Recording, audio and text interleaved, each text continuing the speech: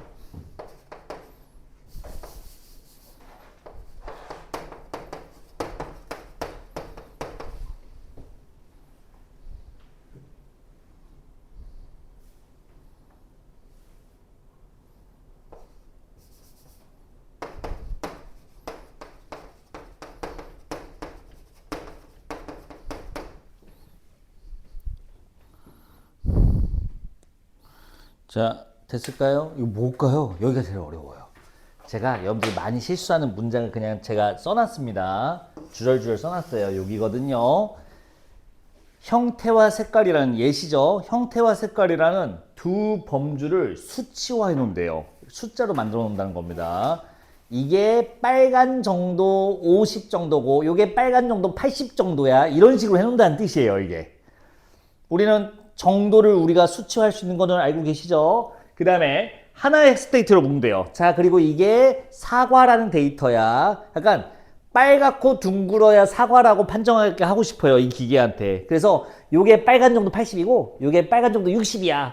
알려주고요. 하나의 수치화. 그리고 형태도 있죠. 요게 둥근 정도 50점이고 요게 둥근 정도 20점이고 요게 둥근 정도 90점이야. 라고 수치화해서 역시 사과라는 데이터로 묶어버립니다. 학습 데이터로. 그 다음에 어떻게 하냐? 여기가 어려워요. 같은 범주면 동일한 입력 단자로 넣는다라고 써 있습니다. 이 두 개가 이제 뭔가 충돌하는 것 같아요. 아니에요. 이게 무슨 말이냐? 이거는 빨간 정도 60이네. 이건 빨간 정도 40이네. 라는 사과 사진들이 있으면 같은 라인에다가 넣는 겁니다. 여기가 바로 두 개짜리로 하면 돼요. 여기가 색깔이다 라고. 그리고 형태, 이게 둥근 정도 60이고 이게 둥근 정도 90이야 라고 여기다가 형태라는 예시에 든 거죠. 형태라는 데이터를 여기다 넣는 겁니다. 즉 범주가 처음부터 두 범주로 세팅되어 있었죠. 예시를 비롯하면. 그러면 같은 범주는 동일한 단자로 들어간다. 여기서 오해하는 거. 그럼 입력 단자가 하나만 쓰면 되나요? 그럴 리가 없죠. 범주가 두 개인데 같은 범주면 동일한 입력 단자로 넣어야 된다? 그럼 범주가 다르다면 다른 입력 단자로 들어간다는 사고가 당연히 상식적이죠. 그래서 최소한 두 개가 있어야 돼요. 이렇게. 괜찮을까요? 범주 개수가 바로 입력 단자 개수였습니다. 이따가 실수하지 마시고요. 이걸 이제 연달아 논다는 거예요. 그래서 이제 이런 식으로 이제 작동을 하게 되고요. 이게 학습 데이터 제공이고요. 자, 데이터는 줬어요. 이제 얘한테 그래, 이게 사과라는 정답이야라고 인식시키기 위해서는 뭘 해야 되냐? 그게 마지막 문단, 학습 두 단계예요. 자, 마지막 문단 볼래요? 학습 단계와 판정 단계 두 개가 나오게 됩니다. 학습시키고 판정하고 만약에 잘못된 정답을 말하면 얘를 알려줘야 돼요. 응, 틀렸어 라고. 그 틀렸어를 어떻게 기계한테 인식시키는지를 바로 보는 재미난 기술적 논리학입니다. 자, 푸는 시간, 읽을 시간과 이제 푸는 시간을 드리도록 할게요. 많이 도와드렸어. 네 문제고요. 6분 20초 어떨까요? 6분 20초 재드릴게요. 출발. 얼추 푸셨나요? 생각보다 잘 푸는데 한 절반 정도 맞추시는 것 같아요. 이 정도면 꽤 잘 하신 겁니다. 자, 마지막 문단을 일단 볼게요. 마지막 문단을 같이 봅시다. 여러분들 이 단계니까 과학기술 지문은 무조건 뭐 나온다고 했죠? 관계 아니면 과정이 나옵니다. 관계는 비례반비례인데 그건 우리 저번 시간에 했고요. 오늘 할 거는 과정입니다. 이 순서 단계를 과정이라고 해요. 마지막 문단 보도록 할게요. 이건 조금만 읽어볼게요. 여러분들이 인지한 과정인지 다시 한번 보세요. 놓친 게 있으면 하나라도 놓치면 이 과정은 이해할 수가 없습니다. 읽어볼게. 인공지능의 작동은 크게 학습 단계와 판정 단계는 아니다. 학습 단계는 학습 데이터를 입력층에 입력 단지에 넣어주고 출력층에 출력값을 구한 후 이 출력값과 정답에 해당하는 값에서 차이가 줄어들도록 가중치를 갱신하는 과정이다. 아우 길어. 3줄짜리 개긴 문장이에요. 이 정도면. 다만 앞부분, 지금 읽은 문장의 이 절반 부분, 절반 앞부분은 앞에서 했던 얘기야. 입력 단자 넣어주고 출력층의 출력값을 구하는 방법은 아까 1문단에서 소개한 과정이었죠. 뭐였는지 기억나세요? 입력 단자의 가중치를 곱한 다음에 이것들을 합하고 임계치와 비교해서 크면 1, 작으면 0을 출력한다. 이게 지금 읽은 부분에 했던 얘기예요. 자, 그 다음 뒤에 얘기는 처음이죠. 정답에 제공된 정답하고 이 차이가 줄어들게끔 가중치를 갱신한다. 자, 여러분들이 그럼 읽어야 될 건 뭘까요? 바로 이 가중치 갱신입니다. 학습 단계는 가중치를 갱신하는 거였어요. 여러분들 정답을 지금 아까 이거 미리 보면 정답이 1이라고 줬대. 출력할 때 값은 뭐가 나오죠? 임계치보다 크면 1, 임계치보다 작으면 0이죠. 가중합을 구했을 때. 가중합은 저렇게 구하고요. 정답 1에 가까워지려면 이게 무슨 뜻일까? 만약에 정답이 1이 안 나왔다는 거는 임계치보다 값이 크다는 거야? 작다는 거야? 작다는 거 아닌가요? 다시. 이거 어려운 거 아니야. 써놓으면 진짜 뭐 유치한, 또 그 소크라테스는 사람이다. 사람은 뒤진다. 소크라테스는 죽는다. 그거예요, 이게. 다시 천천히. 임계치가 1인데 정답을 1로 줬대요. 그러니까 얘한테 1을 듣고 싶어요. 1이라는 출력값을 보고 싶어요. 돌렸대요. 정답이 안 나왔대요. 0이 나왔대요. 그러면 임계치보다 작다는 거야, 크다는 거야? 지금 가중합이. 계산한 값이. 1보다 작다는 거지. 여기까지 괜찮을까요? 그럼 어떻게 해야 돼? 지금 계산한 가중합보다 더 키워야겠지? 그러면 이 값을 어떻게 해야 돼요? 올려야겠죠. 언제까지? 1이 넘을 때까지. 자, 혹시 AI 쓰다가 GPT 같은 거 말 걸다가 개소리 하는 거 들어봤어요? 저는 아내랑 이 초창기 때 제가 기술 써봤는데 그때는 제미나이도 아니었어요. 이름이. 구글 거 썼는데 바드라고 있었어요. 아시는 분 아시나? 그걸 써봤는데 재밌는 거야. 신기한 거야. 그래서 밤에 다음날 이제 원장님이랑 데이트할 일이 있어갖고 내일 나 세종사인데 가볼 만한 데이트 코스 알려줘 하니까 무슨 미술관을 소개해줘요. 그래서 야 이거 좋다. 갔어요. 아무것도 없어. 오리탕집 있어요. 뭐지? 뻥이야. 그래서 아니 하면서 이제 원장님은 이제 AI를 혐오하세요. 역시 사람만 못해 하면서 막. 다만 저는 원장님과 또 사고방식이 다르잖아요. 저는 아주 이성적이고 합리적인 경험론자 비트겐슈타인 팬이잖아. 나는 그 오리탕집에서 뭘 생각했을까요? 원장님 이미 화가 나셨지만 나는 왜 이런 현상이 나타났을 걸 고민해요. 왜 그랬을까요? 바로 이겁니다. 그 친구 학습을 할 때 가중치를 이제 했는데 원하는 답이 안 나온 거야. 내가 세종시에서 갈 만한데 좀 놀러 갈 때 추천해줘 하니까 얘가 이걸 돌리는데 원하는 단계의 답식이 안 나와서 어떻게 하러 간 거야? 가중치를 조정하러 간 거야. 근데 가중치를 어떻게 한 거야? 살짝만 높여서 최대한 답에 가깝게 해야 되는데 이 가중치를 너무 키워버리는 거예요. 2, 8, 12 막 이런 식으로 매적해버려. 그럼 갑자기 숫자가 100 이렇게 나오거든요. 그게 우리가 보는 거짓말이라고 하는 그것들이에요. 그러면 이 가중치 높이는 걸 어떻게 높여야 될까? 아주 조금씩 높여야 우리가 원하는 답, 거짓말이라고 안 하는 게 안 나와요. 즉 이 값이 너무 오버해버리면 우리가 봤을 때 이게 무슨 소리야가 나오는 거래요. 나도 조금 알아보니까 그렇더라고. 그럼 조금씩만 올리면 되네요. 그렇게 하면 너무 많은 시간과 데이터가 소모되기 때문에 이게 각이 안 나온다고 하더라고요. 그래서 적당한 수준에서 그걸 결정해야 된대요. 그런 거였어요. 녹화를 안 누르고 있었네.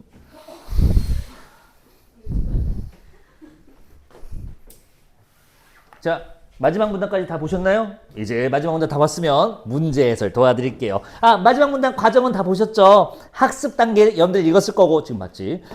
그러면 그 다음에 판정 단계 볼까요? 여러분들 자 보세요. 빨리 마지막 문단 보자. 마지막 문단 5번째 줄부터 볼게요. 당하는 값에서 출력값을 뺀 오차값을 구한다. 이건 뭘까요? 출력값과 각각 이제 답이 안 나오면 자기가 계산한 가중합값 얘가 잠깐 정신 차릴게. 출력값. 네, 여기서 나온 출력값이 있을 텐데 얘가 오답하고 차이가 있을 거예요. 님들아, 만약에 지금 이 상황에서 오답이 나왔다는 거는 몇을 출력했다는 걸까? 0을 출력했다는 거죠. 그러면 뭘 구하래요? 이제 오차값을 구하래요. 이게 나왔으면 내가 제시한 정답은 1인데 왜 0을 뺐니? 자, 1을 나올 때까지 얘를 다시 하려면 어떻게 되냐? 이 둘의 차이, 즉 오차값을 구합니다. 오차값은 몇이에요? 1이지. 이건 되게 단순하게 했기 때문에 그런 거죠. 그러면 이 오차값 1을 더하라고 써 있어요? 아니에요. 오차값에 읽어보세요. 일부를 가중치에 더해주는 식으로 가중치를 갱신한다 써 있어요. 일부요. 1에 얼마 일부요? 그게 이제 기술의 핵심이래요. 이 가중치, 이 오차값에서 얼마큼 떼서 0.01%, 0.1%, 2%를 떼서 여기다 계속 더해준대요. 그런 식으로 갱신해서 학습해서 답 1, 2 나올 때까지 계속 반복한다 이거였어요. 이게 학습 판정 단계래. 자, 그러면 어떻게 돼요? 결국에는 이 짓을 반복하면 할수록 정답에 가까워지는 상태가 돼요. 즉 무슨 말이냐? 내가 원하는 값인 1이 출력되게끔 계속 얘를 조금씩 높여주는 과정이 반복된다는 얘기였던 겁니다. 왜? 1이 1보다 낮으면 0이 출력되기 때문에 계속 오차가 생길 수밖에 없거든요. 1이 나온 순간 오차는 몇이죠? 0이죠. 학습 종료가 되고요. 이런 식으로 되는데 이해하겠어? 좀 어려워요. 자, 그래서 판정 단계로 그리고 판정 단계로 이제 학습이 끝나면 판정 단계로 전환한다 하고서 판정 단계 이런 거 한다 하면서 그냥 끝나버려요. 판정 단계 설명도 안 해요. 자, 문제 23번 그냥 바로 볼게요. 23번 지금 4번도 고르시고 2번도 고르시고 하는데 안 돼요. 제가 그림을 그려놨습니다. 이거예요. 280 이런 거 넘어갈게. 자, A, B, C 입력 단자 3개. 각각의 가중치 0.5, 0.5, 0.1. 학습시키는 입력값 1, 0, 1. 임계치 1. 제공된 정답 1. 여기서부터 출발합니다. 돌립니다. 여러분들 가중치를 여기서 더할까 말까? 학습시키면 뭐가 출력돼요? 이거 학습시키면? 가중은 몇이야? 곱해. 몇이야? 0.5. 몇이야? 0. 0.1. 가중한 몇? 0.6. 임계치보다 커요, 작아요? 작지? 뭐가 출력돼요? 0이 출력되죠? 됐을까요? 학습을 계속할까 중지할까? 계속해야지. 어떻게? 정답과 출력값의 차이인 1의 일부를 여기다가 더해줘야 돼요. 언제까지? 이 가중합. 자, 그러면 얘가 이렇게 조금씩 올려주겠지 뭐. 예시를 들면 이런 식으로 이제 올려줄 거야. 그리고 다시 계산해보는 거예요. 그래서 임계치 1이 넘어서 1이 출력되면 오케이 일치한다 다음 하고 넘어가는 거죠. 이해됐어요? 이렇게 되는 거였어요. 자, 선지 1번. B로 학습시키기 위해서 판정 단계를 거쳐야겠다. 으이그, 판정 단계는 맨 마지막에 되는 단계입니다. 선지 2번. 이 퍼센트론이 1을 출력한다면 퍼센트는 1을 출력돼요. 가중합이 임계치를 넘은 거야? 안 넘은 거야? 드디어 넘은 거죠. 1보다 작았다? 아니요. 임계치 1보다 크다는 얘기가 됩니다. 자, 선지 3번. 이게 답이에요. B로 한번 학습시키면 WA, WB, WC가 모두 드러나 있군. 맞아, 틀려? 됐죠? 맞아요. 이게 바로 학습 단계였거든요. 재미난 거, 나 이거 너무 글이 재밌어서 AI한테 이 문제를 줘봤거든? 23번만? 내가 쳐서 하고서 줘봤거든? 3번 답이 아니래. 그래서 이 멍청한 놈 해서 역시 아직 멀었다고 생각했는데 아니 메커니즘 달라요. 얘는 아니 그게 아니라 저는 자기 연상 과정을 보여줘요. 저는요 여기 이게 WA, WB, WC 가중치였잖아. WB는 안 할 건데요. 계산 안 할 건데 이렇게 말해. 왜? 어차피 0이라서 제가 올리던 말던 곱해봤자 0밖에 안 나오잖아요. 라고 대답하더라고. 똑똑한 자식. 자기를 알고 있어. 자기의 연상 과정을. 그래서 선지 3번도 답 아니고요. 이거 3번 답으로 하고 싶으시면 WA와 WC가 늘어난다고 하셔야 맞아요. WB는 안 늘릴 건데요. 어차피 0을 곱해봤자 0인데요. 아주 무서운 놈이더라고요. 듣고 보니까 일리가 있습니다. 다만 그래도 답은 3번이에요. 왜? 실제 기술은 상관없어요. 이 지문은 모든 가중치들에 더한다고 분명히 써 있었습니다. 실제 기술이 그렇지 않더라도 상관없어요. 이건 국어이기 때문에 그렇습니다. 국어에서 제시한 정보대로 처리한다면 3번 답입니다. 선지 4번 답 아닌 거 보이세요? 출력값은 0의 수렴하는 게 아니라 1이 나올 때까지 계속 올려줄 겁니다. 이렇게 하는 거였어요. 여러분들이 제일 힘들어하는 시간 2시간 살짝 넘었을 때입니다. 자, 우리에겐 세 지문이 남아있어요. 일단 아니 다들 이런 말 해도 되나? 아세요? 넉마라는 말 아세요? 넉마? 왜 이렇게 다 넉마가 되어 있어?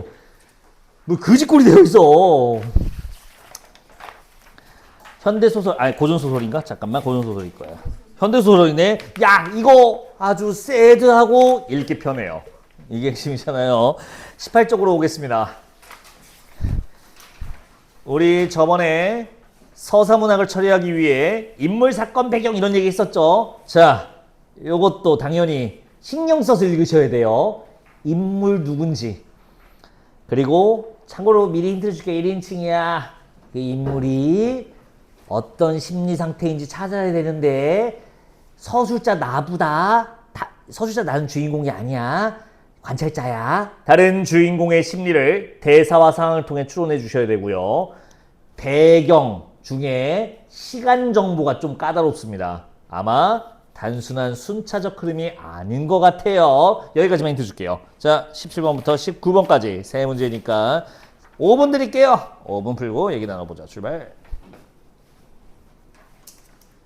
그러니까 다리가 이제 아프게 돼서 동묘에서, 그러니까 무덤이죠. 무덤에서 지금 살고 있는 모자가 나오는데 그 뒷부분, 그러니까 읽다 보니까 중간에 자동차 사고 장면이 나옵니다. 그러니까 이 작품은 역순행적 구성을 갖는 거였어요. 그 시간까지 봐주셨으면 이게 뭐지? 라는 거 생각 안 들었을 겁니다.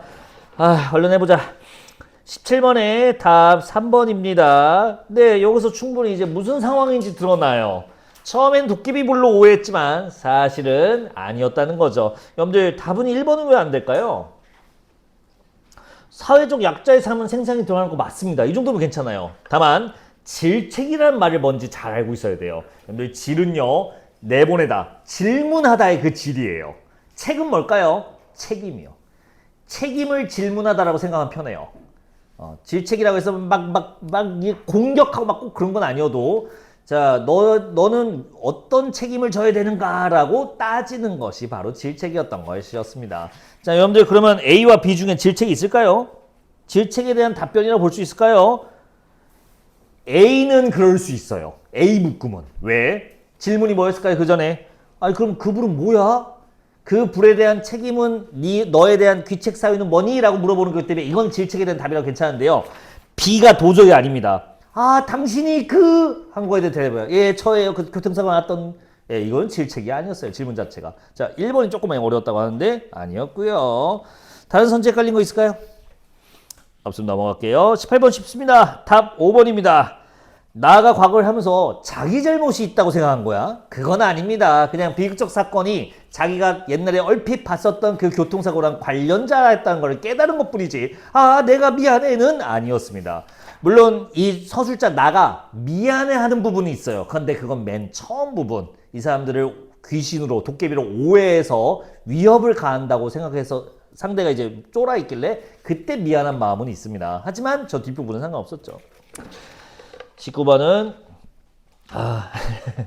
이거는 만약 못 푸셨다면 시간이 없어서 그랬을 거예요. 시간만 있으면 무조건 맞춰야 됩니다. 3번입니다. 자기 아이 하나가 거지 아이 하나가 목 놓아 운다. 이거는 엄마가 다쳤으니까 그런 거겠죠. 문맥상 그게 자연스럽습니다. 근데 이걸 뭘로 해석해? 이 근대화 문물을 향유하지 못하는 조선인의 안타까움. 이 무슨 소리야? 밑도 끝도 없죠. 이건 차라리 인간의 본능적인 감정인 엄마에 대한 감정이 가깝습니다. 부모에 대한 애착으로 보는 게 맞죠. 저렇게 이어질 여유가 없었어요. 자, 여기까지입니다. 이제 화자가 건매 2개 남았으니까 요거 깔끔하게 하고 가자고요. 저번에 화자 건매 해보셔서 알겠지만 아무것도 아닙니다. 호다다닥 끝나요. 페이지 9쪽입니다. 오늘은 왜 일찍 끝나는 줄 알아요? 첫 지문을 제가 마개조에서 최고 난도 문제 그걸 안 풀었어요. 개인적으로는 좋아하지 않는 문제라서 그렇습니다. 왜요? 구성이 좀 어색해요. 문장이 좀 이상해요. 제 생각에는. 수능이 아니어서 그냥 넘어갔는데 이때도 사실 논란이 있었습니다. 아까 안 본 지문 있잖아. 첫 번째 독서 지문에서 마지막 문제 안 했잖아. 그래서 답은 써놨으니까 혹시 도전하고 싶으면 안 푼 한 문제 있거든요. 한번 해보시긴 바래요. 근데 이게 뭔가 싶을 수도 있어요. 그런 게 있습니다. 나중에 뭐 시간 있으면 해보시고요. 지금은 언어와 매체와 화법작문 요거 경험을 해볼게요. 9쪽으로 오겠습니다. 저번에 우리 언어우위론이냐 아니면 사고우위론이냐 그 두 개에 대한 논쟁 살짝 봤거든요. 그거와 연장선에 있는 글입니다. 글을 읽으시고 얘는 언어가 우월한지 아니면 사고가 우월하다고 생각하는지 한번 판정해 보신다면 생각보다 문제가 쉽게 나올 수도 있어요. 자, 근데 저번 주에 너무 잘하시길래 조금 더 난도 있게 갖고 왔으니까 생각을 좀 해보셔야 답이 나올 겁니다. 7번부터 10번까지 4문제고요. 6분이면 충분하다 봅니다. 자, 6분 재드릴게요. 출발.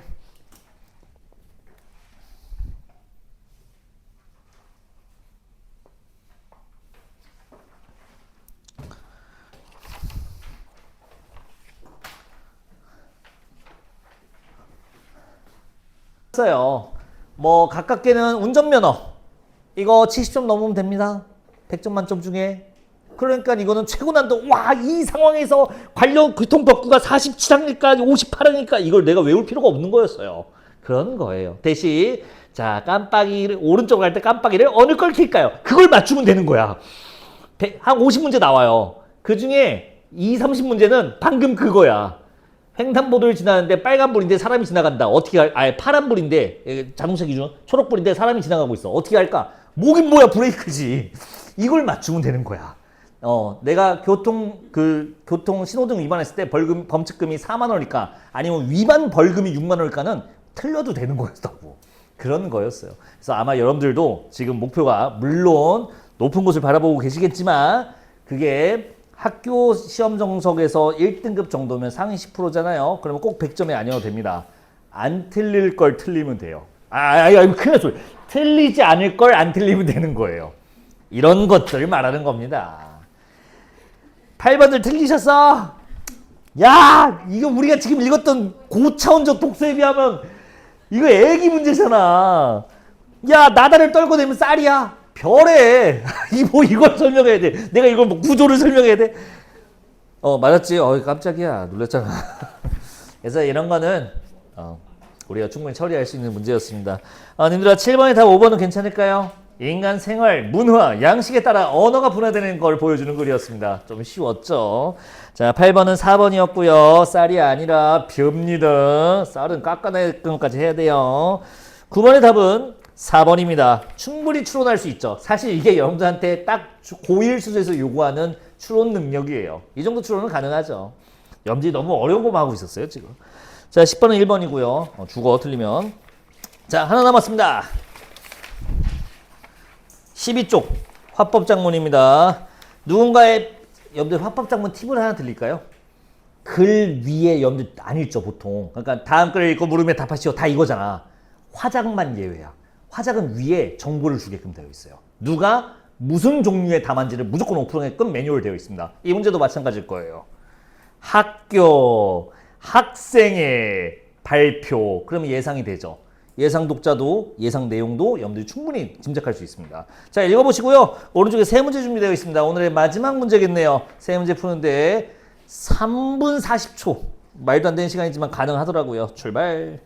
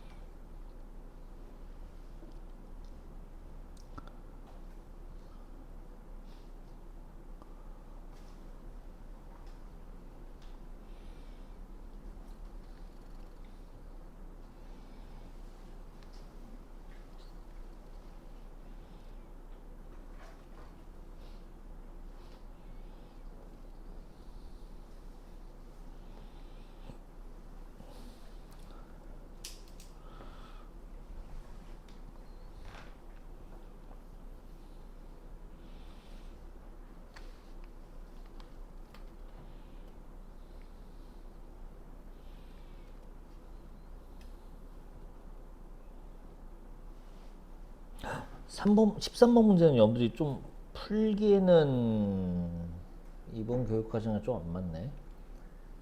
혹시 이번 시험에 쓰기 맥락이라고 있지 않았나요? 여러분들 13번 못 풀 것 같아요. 이거는 쓰기 맥락이 아니라 말하기 맥락입니다. 그래서 여러분들 안 배운 거네요. Sorry. 풀지 마. 13번 풀지 말라고.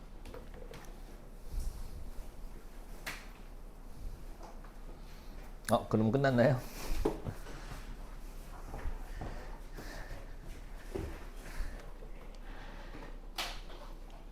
11번에 지금 5번 고르신 분이 보이는데, 님들아, 이거는 갈등 타협, 이해집단간 타협 갈등에서, 이거는 얘는 문제를 제기하는 중이지, 이 문제를 해결하고자 해서 뭐 다른 집단과 타협하거나 협상하고 있는 게 아닙니다. 5번 아니에요.